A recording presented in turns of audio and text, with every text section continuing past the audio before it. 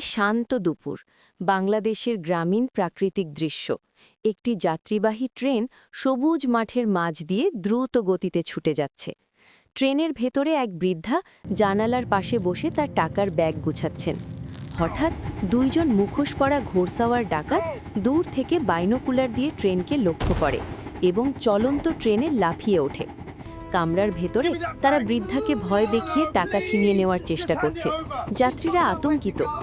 ঠিক তখনই এক সাহসী নারী, বাংলাদেশ সেনা অফিসার সোনিয়া, ঘোড়ায় চড়ে ট্রেনের পাশে দৌড়াচ্ছে। সে দ্রুত গতিতে ট্রেনের দরজায় লাফিয়ে ওঠে। শেষ পর্যন্ত সোনিয়ার ডাকাতদের পরাস্ত করে যাত্রীদের বাঁচায়। সবাই হাততালি দেয়। বৃদ্ধা হাসি মুখে টাকা ফিরে পায়।